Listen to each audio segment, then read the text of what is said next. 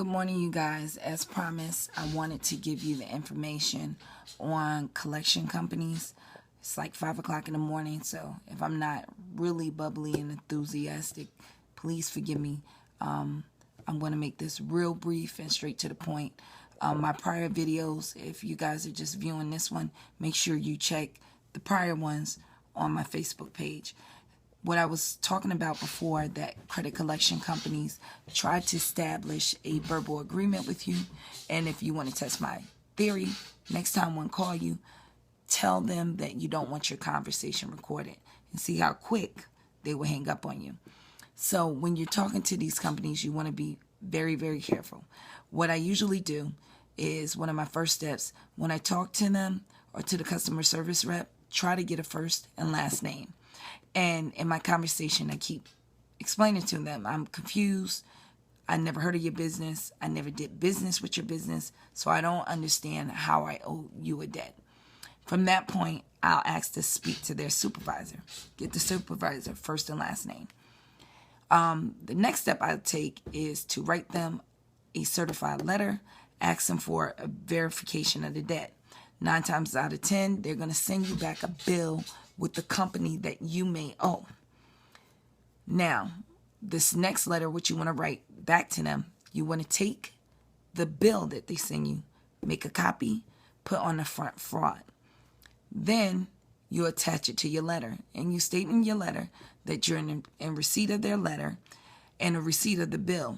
But proof of a debt does not give them the right to collect on a debt. That you're considering them using the means of the U.S. Postal Service to fraud you out of money.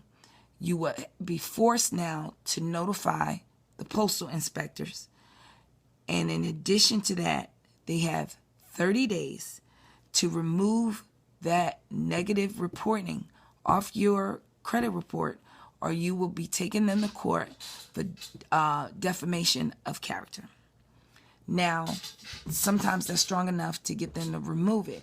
Some of them are stubborn, so you will have to take the next step. The next step that I would do is at the end of the 30 days. I use 30 days because that's what's required in my state in order to file a lawsuit. Your states might be different. That's your responsibility to look into that. What I'll do is name the company and the 2 employees.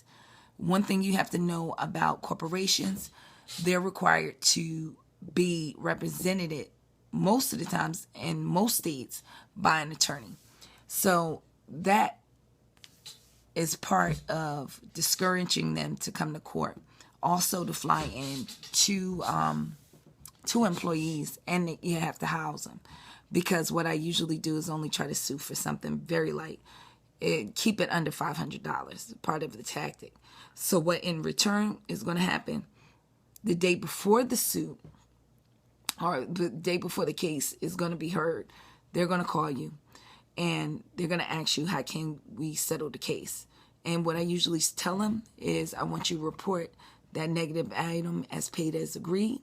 And what that's going to do is put a positive credit history on your credit report. So those who don't have credit, that's very beneficial to you, because that'll be a positive credit history. Then I turn around, and then I might ask for enough to cover my court fees and maybe a little extra. That's the tactic I use. I haven't had it to fail me not one time. So that's something that you guys can start off with doing. Now you know you got some of these principles. A lot of you guys reach out to me and you're trying to make different moves for different reasons. Some of them you trying to buy a home, and it's different ways to even to set that up. You know, I never had a single family home. I read a book called Rich Dad, Poor Dad by Robert Kiyosaki, and it was a really good book, and it talks about how a single home is a liability, you know, and you have to look into write-offs and codes. Like single family homes, you can't write anything off. You can't write your interest. You can't write your maintenance. Can't write the insurance on it. Multifamilies of any kind is considered a business, and it's a tax write-off.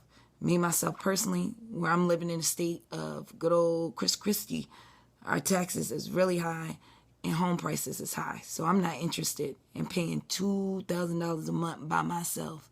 In Connecticut was no cheaper neither. $2,000 a month by myself. So I needed help to pay my mortgage. And I suggest the rest of you guys do the same thing too, until you can either use that income property to pay for your single family home, or you gain enough equity in your home to sell it and put the money down. So it's different ways. As they say, it's more than one way to skin a cat.